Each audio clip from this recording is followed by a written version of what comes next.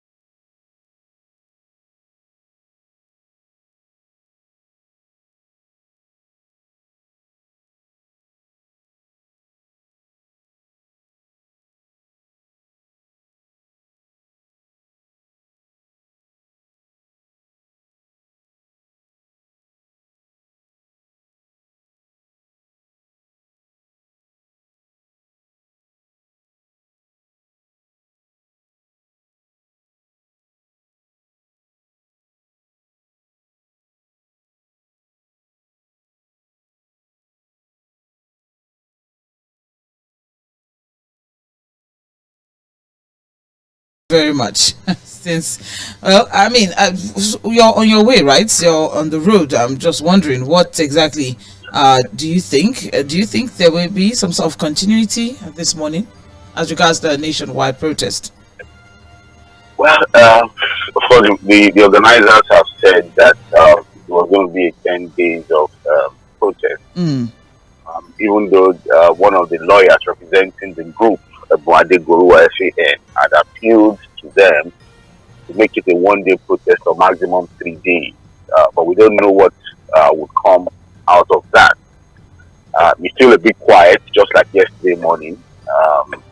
Things are very quiet. I think more people are on the road as against yesterday morning where everything was so quiet and the road was almost deserted.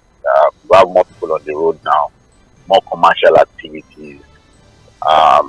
And we'll just have to wait whether there's going to be a build-up into the protest, really. So we can't say for a fact if there's going to be any more protests today. Very early today, Ojota was completely free. Parts of Ikeja also completely free. More shops are open as against early yesterday when most of the shops were closed, most of the markets were empty, the roads were almost near empty. So again, we just have to wait really to see what happens. Statements have been issued. The police is already talking. Like you rightly said, 2 states have declared 24 hours curfew. That's Kano State. Of course, Kano was chaotic yesterday. Almost as expected, in a very volatile state with a lot of tendency for violent protest and agitation. So I think Borno State also, in fact, unfortunately, there was a suicide bombing incident in Borno State yesterday. So the governor has also done the same thing, 24 hours curfew. Yobe, Kaduna State, some local governments had curfew declared in them. So, but in Lagos, it was completely, peaceful. I think for both pro and anti-protests that we got yesterday in Lagos was completely violent free. Both the pro and anti-protesters conducted themselves the most civil way, the most civilized way in a democracy one would expect. But again, I think we have to also commend the Nigerian police, and we have to commend the Nigerian police who, had showed a lot of restraint, really, in the face of some of the violent protests that we saw in different parts of the country. I listened to the first police PRO who was also very discreet with his words, As much as he was giving some very strong warnings, he was also very careful with choice of words. We saw that in areas where the protest on violence, there were situations where the police had to use water cannons, tear gas to disperse some of the protesters, and what have you. Except for some incidents where we're getting reports of people have been killed, policemen were also shot, and so the story is still a developing story, really. But I think so far, we should be learning our lessons. We should be picking one or two things to learn from what has happened yesterday. Whether there's going to be a continuation, we cannot say for a fact. But I think for the police, there must have been lessons learned. For our politicians too, there must have been lessons learned. For the protesters too, I'm sure there are also things that we can learn. And then also for the media, it was also some sort of refreshing experience for us on how to cover some of these things, how to make our reports, and then of course continue with the conversation of nation building. So we'll see what happens today, Sandra. Thank you very much, Fuad. As you have rightly mentioned, as of course, pockets of violence in different parts of the country. With there have been pictorial evidences of pictures and videos of some people, drenched in blood. Some lost their lives as well. There was also a bomb blast some 2 days or so ago, but that was in Borno State, anyways, and had nothing to do with the protest. But it was from that bombing, that birthed the 24-hour curfew for Borno State. But we'll definitely, keep up with things as things move on. There are some people who have some protesters who have insisted that they will definitely be out today to continue to push out their quest for change of some sort. I don't know if you also saw a picture of there was a picture of one of the main politicians, I think the presidential candidates of the PDP in 2023 election. I think his son also was also pictured at one of the protest grounds. I think whether it's Lagos or Abuja also. But then I would definitely see as things move on. Let's see what we have for this morning. Of course, the major headline across all of the papers is as regards the protest. As for the Punch, the Guardian, and Vanguard newspaper, we're starting off with the Punch newspaper. We have here hunger protest, 17 feared killed as firms and others count huge losses. And we have riders here that says 10 killed in Niger, Borno, 7 in Kano and others. Federal government complex looted, APC secretariat raised. OPS, that's organized private sector, counts losses as banks, ports, offices were shot. And federal government begs protesters. NBA offers free legal services. So that is the major headline on the front page of the Punch newspaper. Still on the protest conversation, let's see what we have here. No fewer than 17 persons were feared killed in Abuja, Kano, Niger, Borno, Kaduna, and Jigawa during the #End Bad Governance protest, which was held across the country on Thursday. Before we move on with the rest of the story, I just want to quickly highlight something that has been boggling me a bit. The major or the larger chunk of those who were strongly against this protest were from the northern part of the country, or the anti-protesters. A large chunk of them were from the northern part of the country. And then when violence erupted and we were getting reports of violence and all of that, it was from the northern part of the country. What contradiction? What can you say about that? So who were the people speaking in the north? That's why I said that I'm hoping that the government and government officials will have also learned one or two lessons from what happened yesterday. We don't know whether there's going to be a continuation. All of the groups speaking and arrogating these powers as to representatives of everybody in the north. And we now seen that, look, these are just, I keep telling you about groups and what they actually stand for. This has been number of people who just put themselves together and then suddenly become spokesperson for the generality of the people of a particular region, or a state, or even a local government. I told you we had about 90-something groups all coming out to denounce the protest, all claiming to be the representatives of the people. Who gave them that power to begin to speak for the people? And now we now seen that they don't really have those kind of powers to speak for the people. But those were the people the governments were meeting with. And instead of speaking directly to the people, finding a way to reach out to people, people have said that, look, maybe the president should have even, as a broadcast to speak to Nigerians. Maybe it would have helped. But instead, what we saw were people coming in and out of the Aso Villa.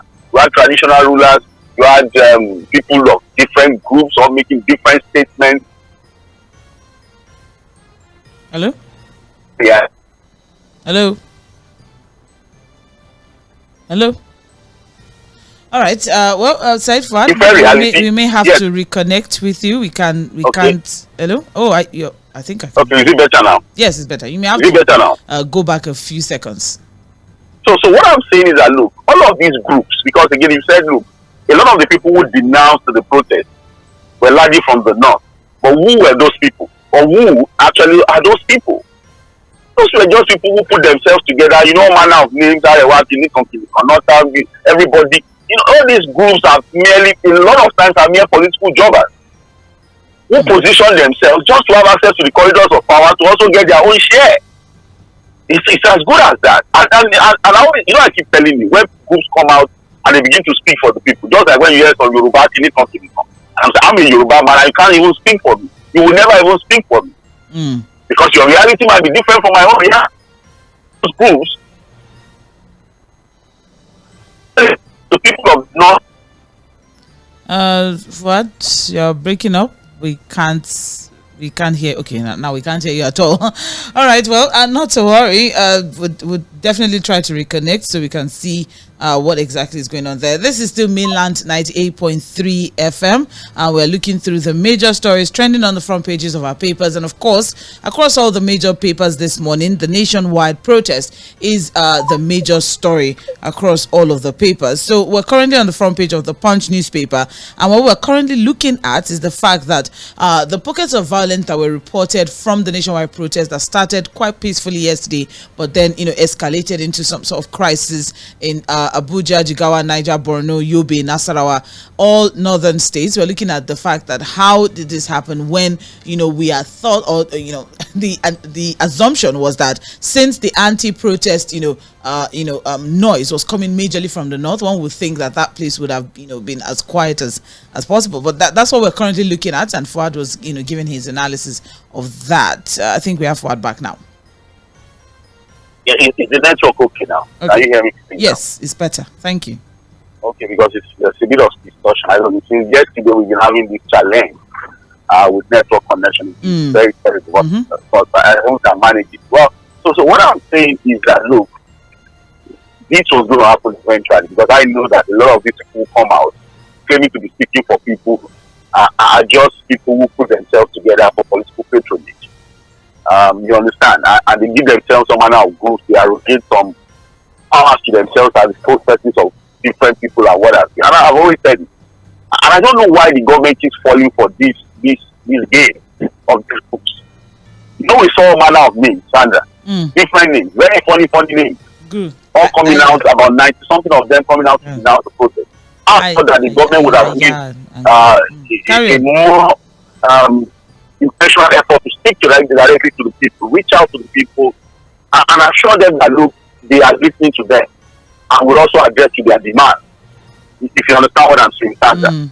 But it has happened. I think the police has a lot of job to do. The government of these different also has a lot of job to do. I agree to the curfew declaration in those states. Because protesters Oh, Fuad, we can't hear you. This is really unfortunate. We can barely hear what you are saying. I don't know if you can hear me. Okay, well, we can't. I can't hear anything now. It was breaking up before.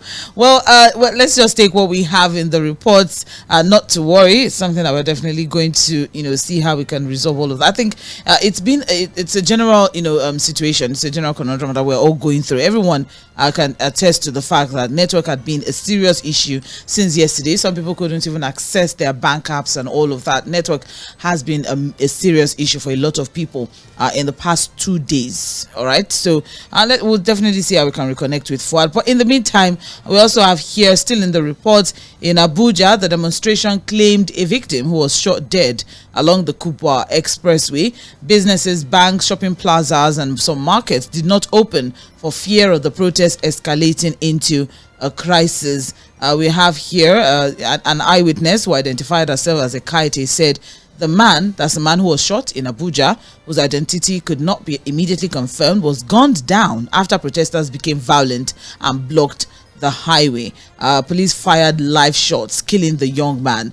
And we've always had this conversation as regards, live shots as regards trying to, quell protests. Is that really the right way to handle these things? I mean, haven't we learned something from haven't we learned one or two things from the NSAS protest in 2020? One would think that we had learned, but I'm still surprised that we're still having conversation as regards live rounds from security agencies, live bullets coming from security agencies for protests. From what we've seen, at least from other parts of the world, is there's water, tear gas, and yeah.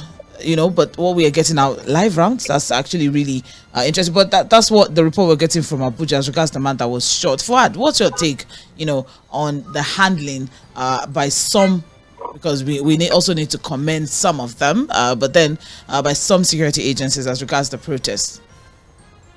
Very unfortunate, really, that we're also getting these reports of live ammunition used on protesters. Again, I think the Nigerian police also has to begin to prepare for days like this.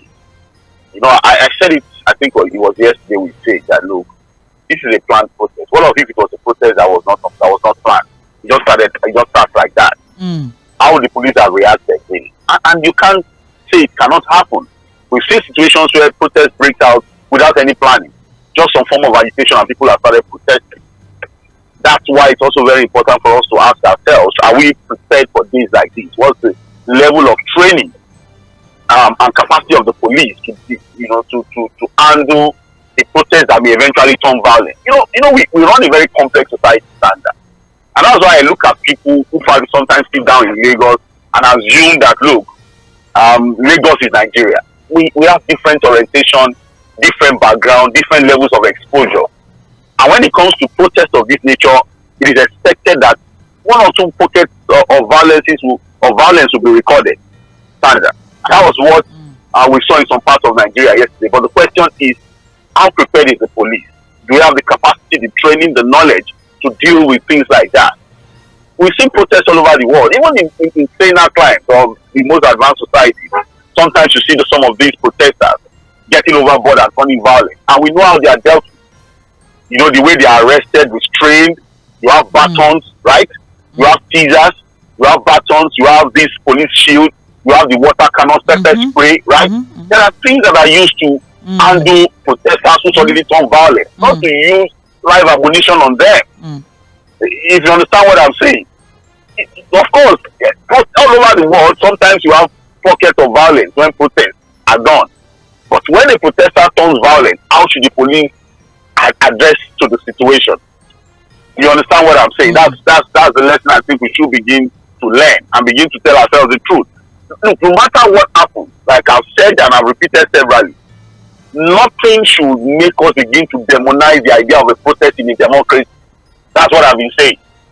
Instead, what we should be doing is how to deal with a protest that may come as a result of the rights of the people, and then also find a way to build capacity to turn to protest that may turn violent. But on that basis, you cannot say that the people's rights should be taken away from them because you assume of having intelligence that is going to turn violent. No, that's not how a democracy works, unless you are not running a democracy. So, see, like I've said, I have to commend at least the police force in Lagos. They were perfect yesterday. They did their job very well. And we also have to commend the protesters in Lagos, whether pro-government or anti-government or pro-protest or well-behaved.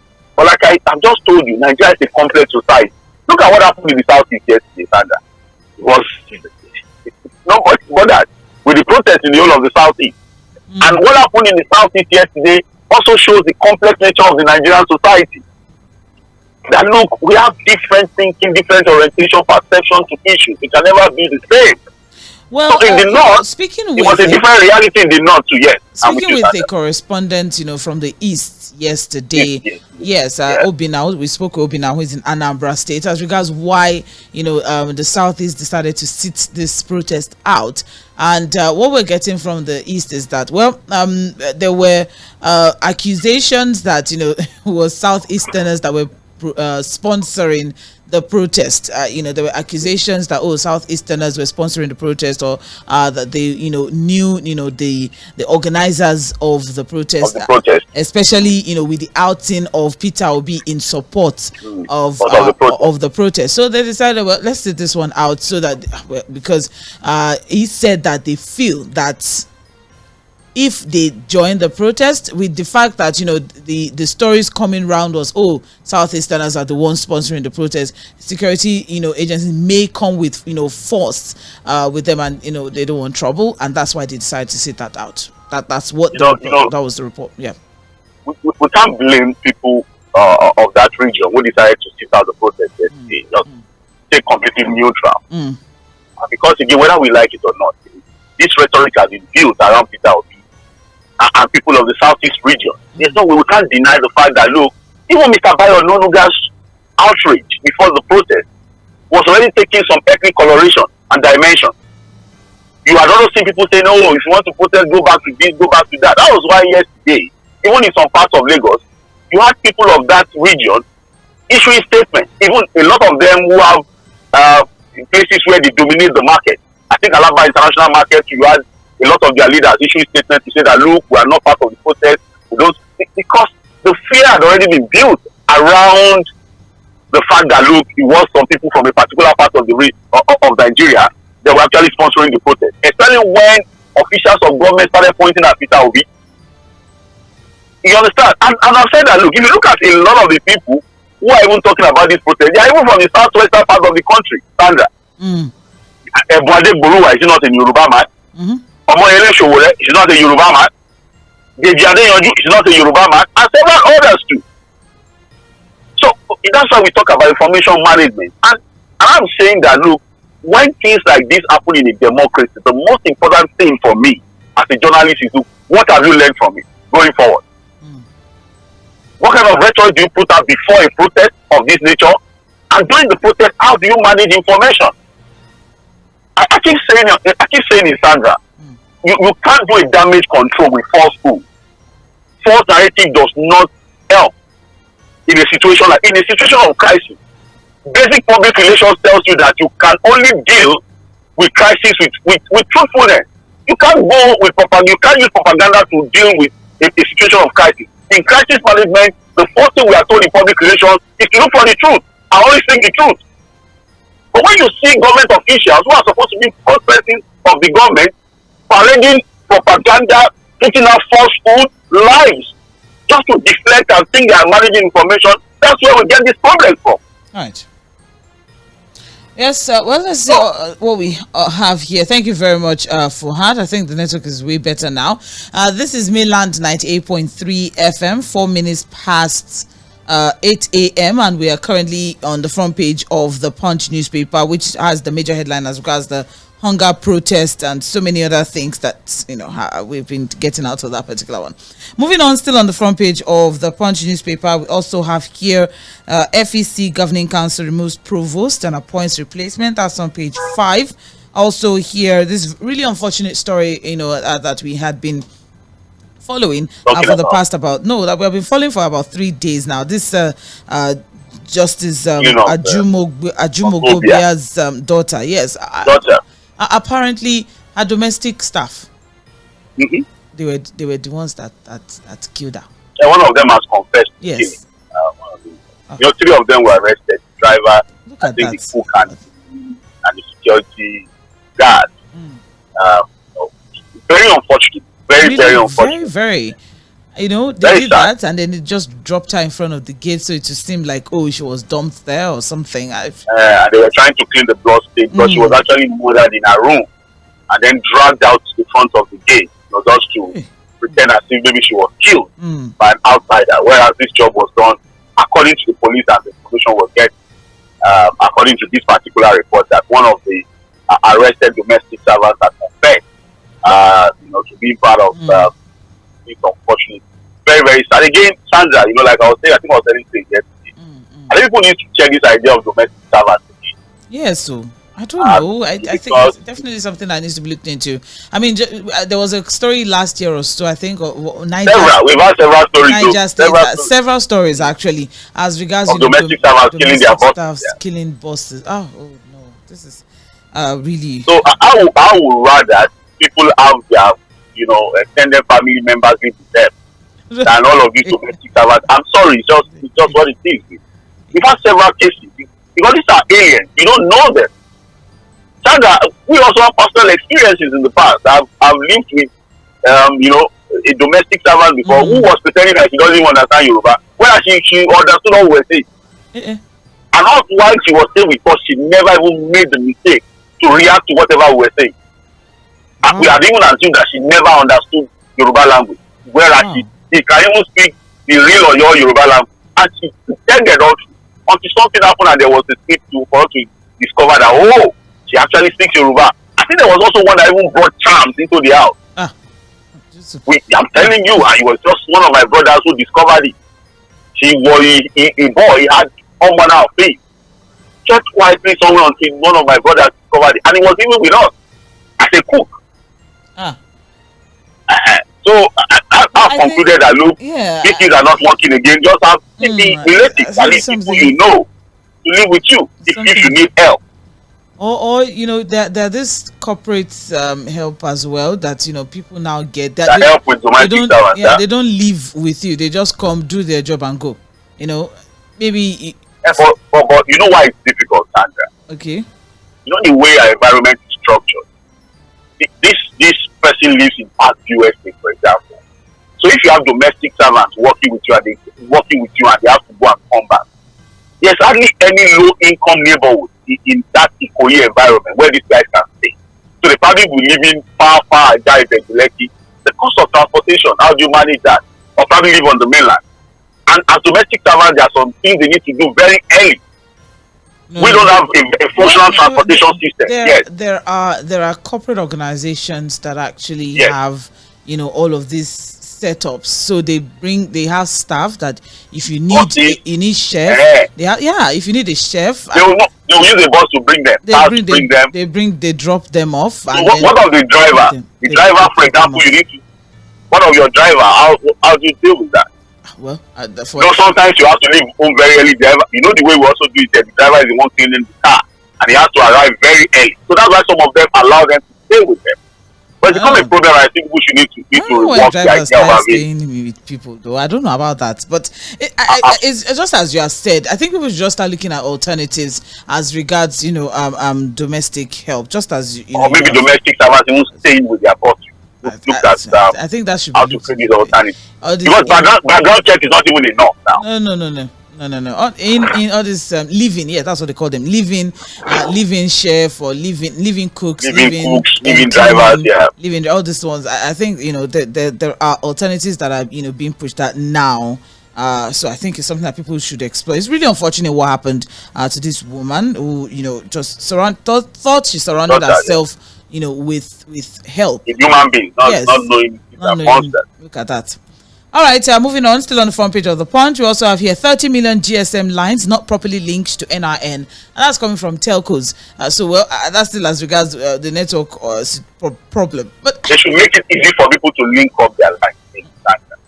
Do we have to go to your office to link? Why can't we just sit in our house? That's what I'm saying. Why must people go to their office? Why do I have to go to your office? Can't I just, dial a code, a USSD code, and do what I need to do and move on with my life? Why do I need to still visit your office? I think that's another thing. Thank you very much for highlighting that. The ease of doing this thing is something that should also be looked into.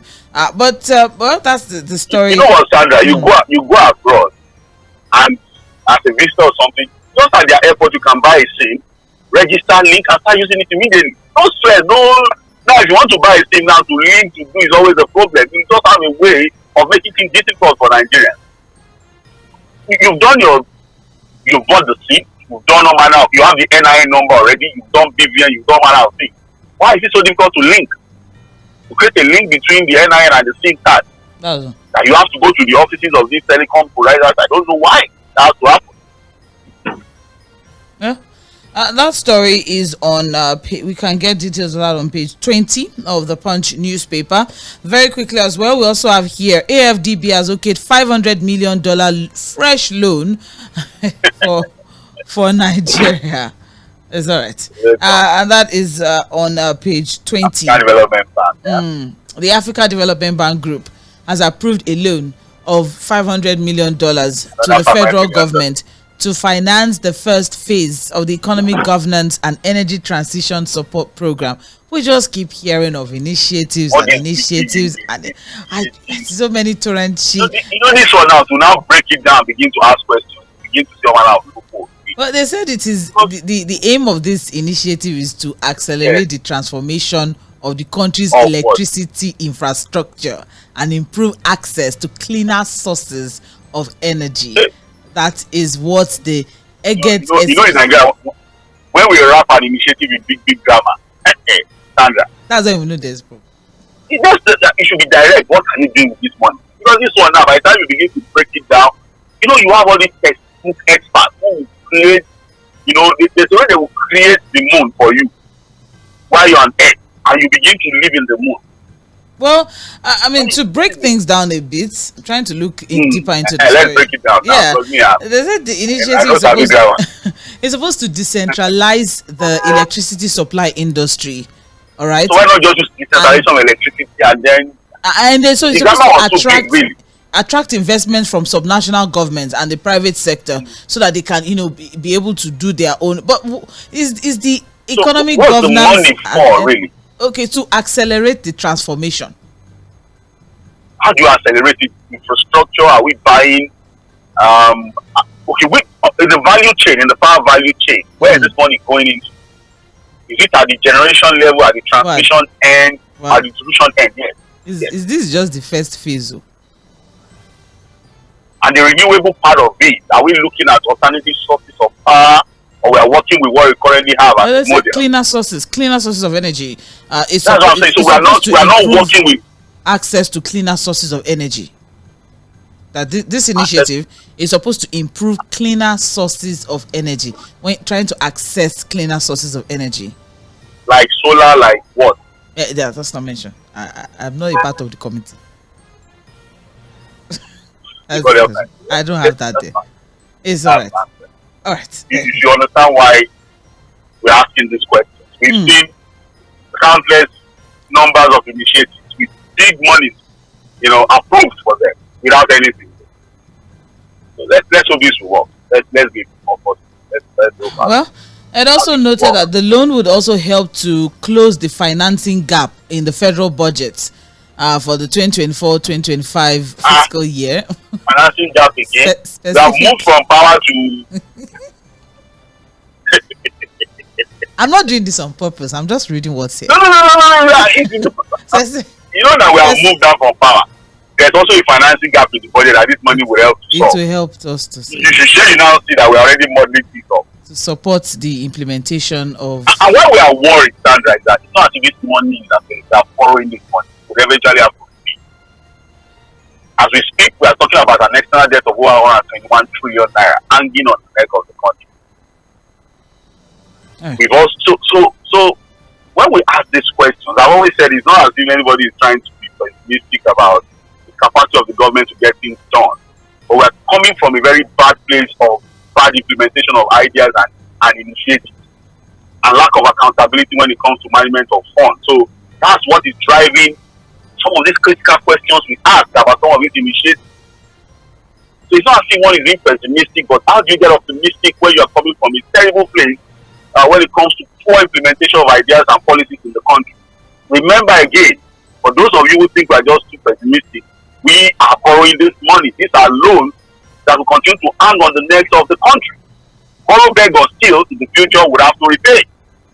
All right. The plan envisions the development of 250 gigawatts of installed electricity capacity by 2050, with 90% of its capacity being renewable, and that by 2030, it aims to provide clean cooking solutions to the bulk of the population that use liquefied petroleum gas, biogas, biofuel, like cooking solutions and all of that. So by 2050 is about 36 years, no, 26 years from now. So hopefully these are long term.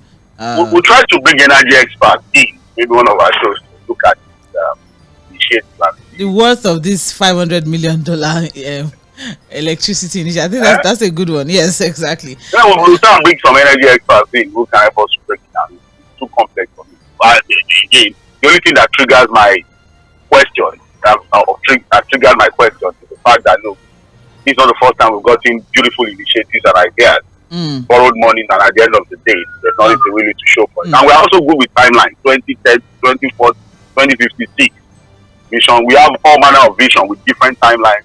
At the end of the day, it's all motion without movement.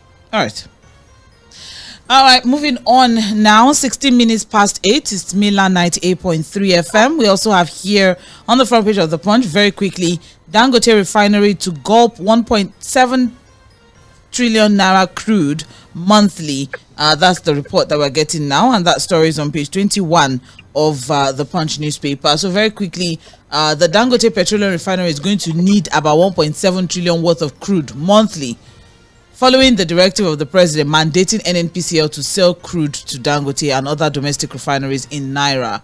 So the special advisor to the president on information and publicity, that's changed, Bayo Onanuga, has he made this known in a post on his X handle.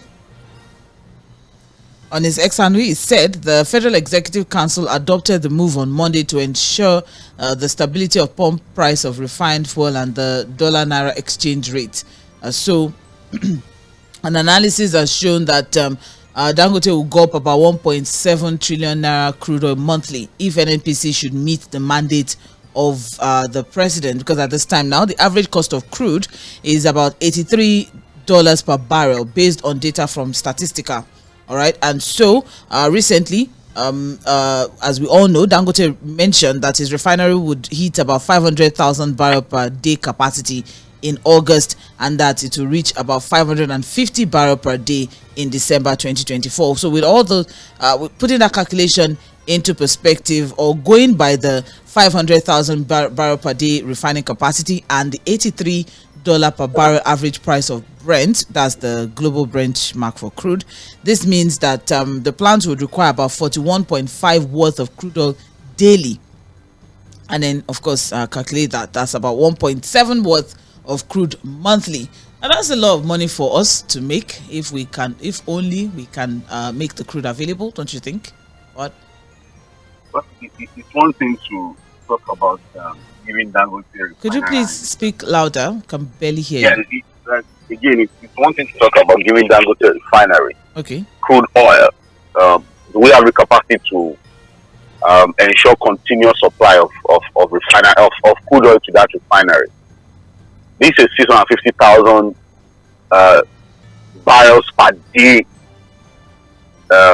refinery. That's what is supposed to get into that refinery. If you look at the report very well, it is saying that I think before the end of the year, that refinery will be operating at about 500,000 barrels per day. So if you look at the price of crude, that's about $85 per barrel. You understand where the figure is coming from. Like I said, when the president made the announcement, gave the directive to the NNPCL to ensure that Dangote refinery and other refineries too get crude oil supply locally, and it should be done in Naira. The question is, where is the good crude going to come from? Can they meet that demand? Can their supply meet that demand, and consistently too? Hope we are not going to have a situation where temporarily we have a situation where we give supply to that refinery, then we start to talk about non-availability of crude oil again. Because if we are still doing, the only way, Sandra, we can guarantee continuous supply of crude oil to Dangote refinery and other local refineries, hopefully Port Harcourt to come. This is August. We are waiting for Port Harcourt to come off stream, as promised by Mele-Kyari, the GMD of NNPCL. And hopefully before the end of the year, we have to continue to remind ourselves. Sorry? Yeah, no, we are waiting for it. So you said August, and we're in August. So the only way, and I think a lot of experts have also said that we can guarantee that continuous supply of crude oil to those refineries is supposed to be doing over 2 million barrels per day. That That's the only way. And it's not just 2 million. We should be looking at around 2.3, 2.5 million barrels per day. Okay. Remember that apart from the forward sale agreement, there are also new ones we've initiated. I think there's a $2 billion forward sale agreement we're also looking at. Afrexim? Added to it. Yes, also from Afrexim, we're also looking at another. Yeah. There's another one in the pipeline. There's another one we're trying to initiate. Again. That was last about year. $2 billion. For this year. Same NNPC. Yes, that's true. Yes. So, and I also assume that going forward, there will also be new ones we'll have to initiate, really, because of this forex shortfall we are witnessing in the economy. So, if that is the situation and the reality that would always continue to look at some of these agreements, we need to do more with oil production, crude oil production. And that's the only way we can guarantee supply to those refineries. Dangote is still the only major functional local refinery we have in the country. There are other modular refineries that are trying to come off stream. 20,000 barrels per day.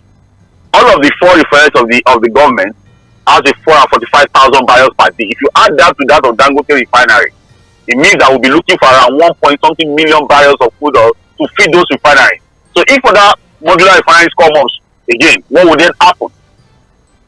Right. So we need to do more with, production of crude oil. We should be looking at about 2.5 million barrels per day. That's the only way we can guarantee supply. Yes, and also exactly. Of oil theft and pipeline vandalism. It's part of the problem. Oil theft is also part of the problem. Vandalism is also part of the problem. Oil theft majorly, because that one has become something we have not been able to deal with. As we speak, the reports are saying that look, about 50% of our crude oil, production is still being stolen. We are still not able to deal with that. That's a lot. Well, that's about that. Whether or not we'll be able to meet up with that demand, look at all of that money would have been generated for the country. The sheer fact that the crude will be sold in naira should be something that would give the naira a lot of leverage against the dollar, and by implication, meaning the naira should appreciate a bit. Yeah, of course, take away the pressure, from the dollars, because if you were going to be selling in dollars to Dangote refinery, that means the man will be looking for dollars everywhere to buy the crude from us. If you're going to be selling to other refineries, it means that there will be pressure. So you take away that pressure off, the foreign exchange market, so that Dangote is not looking for dollar everywhere. The problem is that as long as Dangote continues to go out there, to buy crude oil, he will be looking for dollars locally. Yeah. Because those selling crude to him outside the country will not collect naira. But if we are able to solve that problem for him, it also helps the country, because you are taking the pressure of the foreign exchange market. He's going to be buying in naira. All right. Thank you very much, Said Fuad. Well, speaking during a meeting with maritime stakeholders at the Nigerian Navy headquarters, the Group Managing Director of NNPC, Mele Kyari, has expressed optimism that the target will be met, emphasizing that NNPC was fully committed to achieving it. So we'll see how things will pan out that's as regards energy. That's a man Nigerians don't believe again. There's a lot of people that Nigerians don't believe in, but it's fine. He's made several failed promises, and we're moving on now to the Guardian newspaper. That's all for the Punch newspaper. Thank you for staying with us. This is Mainland 98.3 FM. Time check is 24 minutes past 8 on this beautiful Friday morning, the 2nd of August. The major headline on the front page of the Guardian concerns as protests turn violent in North and governors impose curfews. I think we've already mentioned the fact that, different parts of the country as regards the protest. Just a quick highlight. Death toll 21, injuries about 175, number of arrests, yes, there were arrests were made, 1,154 were arrested. Curfews declared in Yobe, Kano, Borno, as we all know. Yobe and Nasarawa is partial curfew because in a few local government areas, and then for Kano and Borno, that's a 24-hour statewide curfew. And yes, apparently other parts of the country also had some pockets of violence here and there. We also have Bayelsa, Cross River, Gombe, Kebbi, Osun State, Rivers, Zamfara, and yes, and states where peaceful protests were recorded. We have Plateau, Taraba, Delta, Edo, Benue. I think Abuja was also very problematic. Yes, yesterday. FCT. Oh, I didn't mention that. Yes. They had serious problems. People, they were throwing tear gas at people, and people were coming back.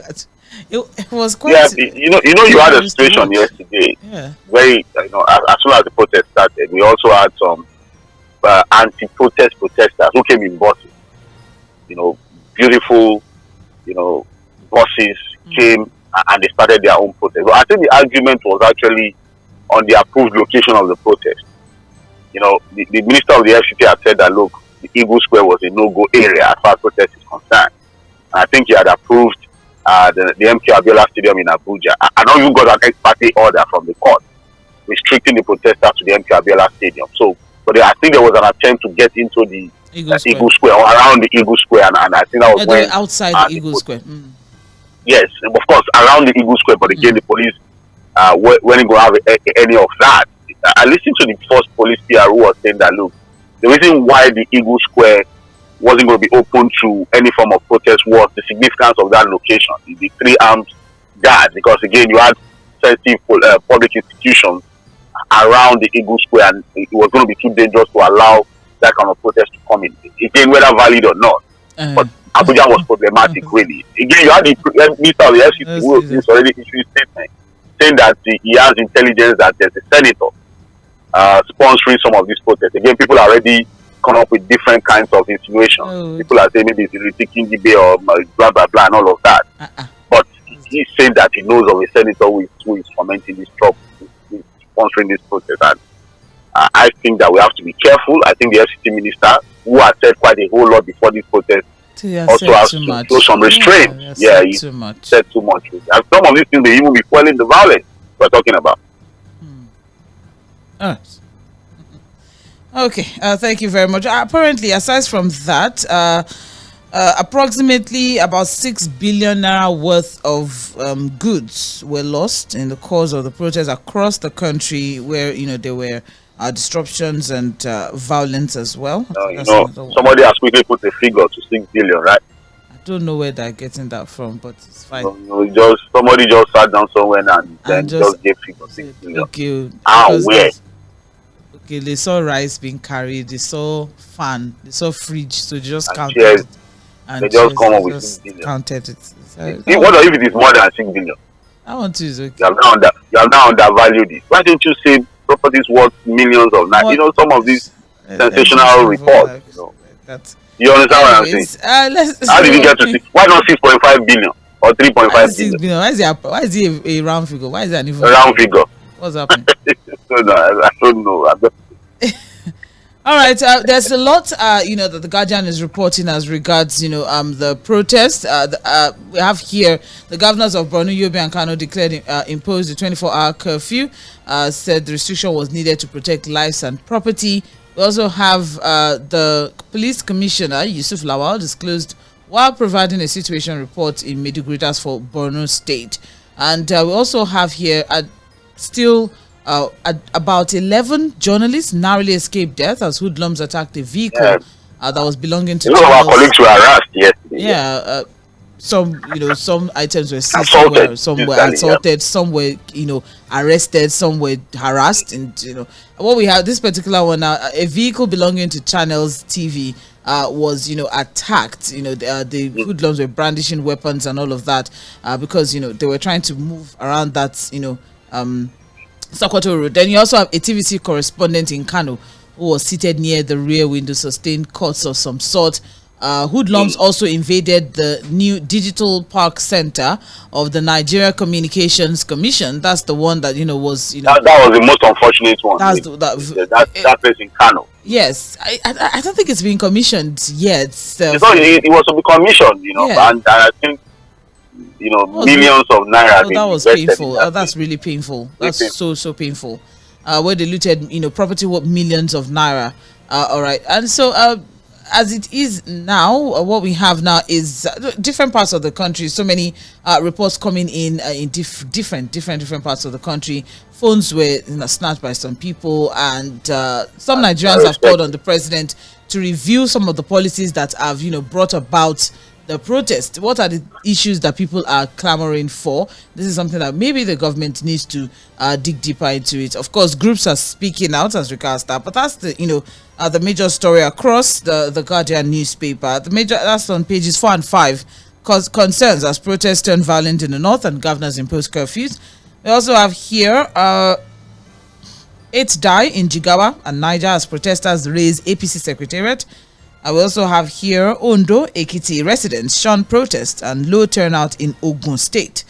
Nigerians accuse NCC and telcos of internet blockade. That's also in the Guardian newspaper. And finally, cost of healthy diet rises by 45% in 6 months. So healthy diet. There's a healthy diet now. Yeah, there is what there is. Yeah. Yes, when you're trying to have a healthy diet, like a balanced diet. Trying Is to it healthy or balanced? Healthy. Trying to Is there a difference between healthy diet and balanced diet? Yes, I think, but I'm not, I'm not a health expert, but I think maybe you say you help also. Maybe you say you should help, but when you have balanced diet is what they thought of. When you have, all the classes of food or all the I think all the classes of when you have it. Is that not healthy diet? Yeah, but you can have all and still have more of some than others. Okay. Yes. So you have 7 classes of food, I think I remember. And then when you now say that some people eat more protein than carbohydrates. But with the hunger in the land now, which one should we tell Nigerians to take, healthy or balanced diet? The one you can afford, and you can't afford it. That's the truth of the matter. So whatever you can afford, just eat it. But it's unfortunate for that. But it should be healthy. Some the people one you can afford should be healthy. May not even be able to afford the balanced diet because now beans is ridiculously expensive. So how will you get your fiber? Egg is also expensive. Egg is expensive. Rice is expensive. So how will you get your people are just trying to survive, honestly. That's just the all truth. This balanced healthy diet is not on the table for Nigeria. All right. But who should eat healthy when you have the money, please? If you can, but it's just really expensive. That's advisable you eat healthy. It's just the unfortunate part of it. It's just really, really expensive. Believe you me, I'm there. I've been there. I'm trying. So help me God. But it's okay. On the front page of Vanguard newspaper, NBA, that's Nigeria Bar Association rather, sets up free legal help desk for protesters. That's a headline that is thought to take from the front page of Vanguard, and that's on page 9. And also, finally, yes, that's all we can take this morning from our papers. We'll take a very short break now. We'll be back after the break to take mainland focus, and that's the part where you get to be part of our conversation. Please stay tuned.